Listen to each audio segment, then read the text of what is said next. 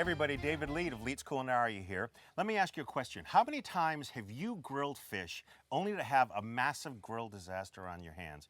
Well, it happens to me all the time, actually. And that's the reason why Jamie Purviance is standing beside me in my backyard, because the worst of all worst nightmares for me is grilling fish. So Jamie Purviance, if you don't know, is the author of Weber's Way to Grill, one of the best books out there on grilling. As a matter of fact, as of this week, today I believe, it is the #1 book out there on grilling.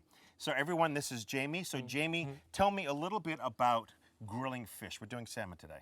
Which is really a nice choice, particularly if you're beginning, because it's a firm fish, so it has a better tendency to hold together on the grill. A lot of fat too. It has some oil in it, yeah, and that's going to help to keep it nice and moist. So those are working in our favor. The other things that are really important relate to the grill. So let me show you here. I've got the grill preheating, all right? It's up around, it's over 500 degrees now, which is great. Isn't that hot for fish though? You know, a lot of people think that. They think, oh, fish is relatively delicate, so I should use maybe a more delicate heat. If you don't want it to stick, high heat is your friend. Okay. High heat and also a clean grate. You want to get in there with a good brush and get all those little bits and pieces on there. You know, last night's hamburger stuck to the grate is going to stick to your salmon, and it's going to be on there, you know, forever and a day. Now, I've already oiled the fish itself. I like to oil the fish rather than the grate.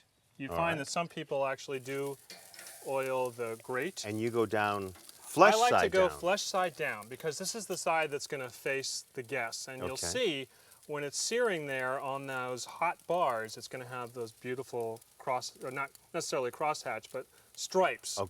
Look really, really nice. So the most important reason for putting the lid down is to keep that grate really hot. Because a hot grate is going to help the salmon release from the grate. I'm using here what I call the 70-30 rule, and this is really the key to the whole thing. You said this to me earlier, Yeah, this is a chef's technique. It basically means that you cook the fish for 70% of the time on the first side and 30% on the second. Okay, so longer on the first so that there is time for it to release. Well, you see, the fish always sticks initially, and the problem is that people try to turn it too early before it is unstuck or released. Right, and disaster. Yeah, and it falls apart, and it goes through the grate, and there's your dinner, and you know you're calling Chinese takeout or something like that. But if you wait just a couple of minutes, so this is really an exercise in patience more than anything else. This is Zen cooking. Yeah, you got to just be with the fish and let it do what it has to do.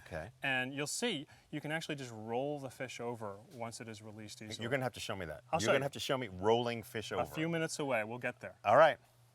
Okay, so you grab the fillet on each side with tongs and you just kind of wiggle your wrist back and forth, and you'll feel if it's still sticking. And if it is, close the lid and let it go another minute or so. But I can feel that this is rocking really easily, so I can just now roll it over. Oh my.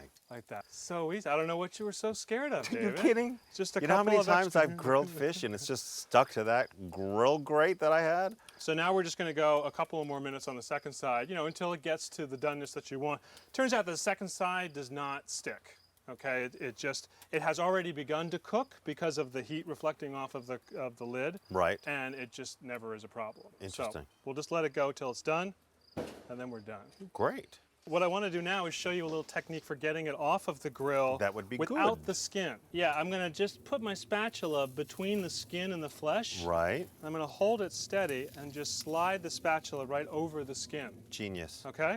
And now you've got the fully intact, beautiful, grill-marked, luscious salmon. Genius. There you go. And then you can take the skin off as well, and if you want to eat that, you can. Some people like it, some people don't.